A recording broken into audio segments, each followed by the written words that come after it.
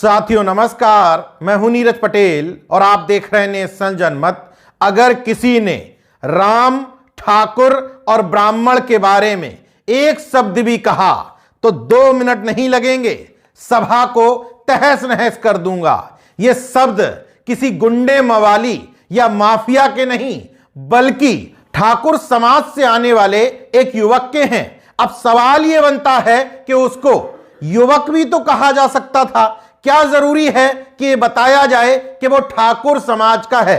दरअसल अगर वो युवक ठाकुर समाज का ना होता तो शायद उसके अंदर जाति का वर्चस्व, जाति का घमंड इस कदर हावी ना होता कि एक कार्यक्रम में घुस करके माइक छीनता है, उसके बाद सैकड़ों लोगों की मौजूदगी में यह धमकी भी देता है। भाई साहब, अगर राम, ठाकुर, पंडित इनके विषय में कोई बुराई हुई, ये सभा भी 2 मिनट और लगेगी। अच्छे से बात समझ, बाकी और कुछ नहीं। राम के विषय में कोई बुराई नहीं। अब पूरी घटना विस्तार से समझ लीजिए। कानपुर नगर जिले में नरवल थाना क्षेत्र अंतर्गत एक गांव पड़ता है मंधना पाली।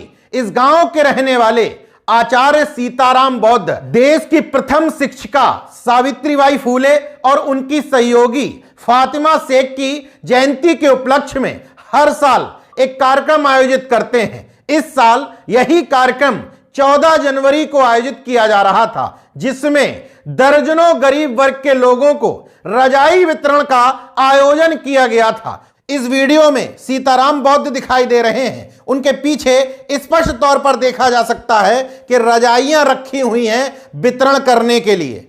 इसी कार्यक्रम स्थल के नजदीक सवर्ण समाज के कुछ मनवड़ लड़के, यहां सवर्ण समाज बताने की भी एक खास वजह है, क्रिकेट खेल रहे थे। जब कार्यक्रम आयोजकों ने मना किया कि आपकी बॉल यहां किसी को लग सकती है तो लड़के नहीं माने क्योंकि मनवड़ थे। इसके बाद जब कार्यक्रम में ही किसी वक्ता ने कहा कि मंदिरों से ज्यादा बच्चों को विद्यालयों की जरूरत है और मंदिर से कुछ खास वर्ग की रोजी रोटी चलती है, आपको बिना मेहनत और बिना शिक्षा के कुछ नहीं मिल सकता।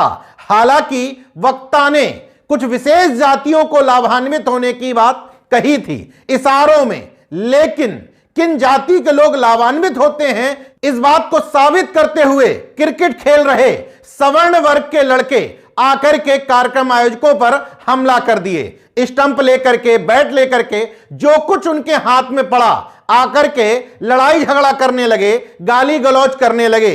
वीडियो में स्पष्ट तौर पर देखा जा सकता है। उन्हीं में एक अति मनवड़ लड़का है सूरज ठाकुर, गया माइक छुड़ाया, माइक से धमकी देते हुए शब्दों में स्पष्ट तौर पर बोला कि अगर राम, ब्राह्मण और ठाकुर के बारे में किसी ने भी कुछ कहा तो 2 मिनट नहीं लगेंगे कार्यक्रम खत्म करने में। सवाल ये उठता है कि लड़के ने बेहद जागरूक करने वाली बात कही। इस कॉम्बिनेशन को समझिए, आपको सारा माजरा समझ में आ जाएगा।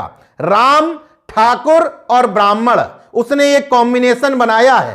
प्लस इन लड़कों को इस बात के लिए भी धन्यवाद दूंगा कि वक्ता ने इशारों में कहा था कि कुछ विशेष वर्ग के लोग लाभान्वित होते हैं, लेकिन इन लड़कों ने आकर के साबित कर दिया कि किस जाति के, किस वर्ग के लोग लाभान्वित होते हैं। समाज में जागरूकता बढ़ाने के लिए मैं इन लड़कों को धन्यवाद देता हूं कि अभी तक जो बात भाषणों में यानी कि थ्योरी में समझाई जा रही थी, वही बात इन लड़कों ने खुद सामने आकर के प्रैक्टिकली समझा दी है कि एक धर्म और भव्य मंदिर निर्माण से किस जाति वर्ग के लोग सीधे तौर पर लाभान्वित हो रहे हैं। हालांकि मुझे कन्फर्म था कि इस मामले में एफआईआर दर्ज करने की हिम्मत किसी में नहीं, फिर भी पुष्टि के लिए मैंने सीताराम बौद्ध जी से कन्फर्म किया। उन्होंने बताया कि नरवल थाने में लिखित रूप से शिकायत भिजवा दी गई थी, लेकिन अभी तक इस मामले पर कोई एक्शन नहीं लिया गया, नहीं लिया जाएगा, क्योंकि ये लड़के जो भी कर रहे थे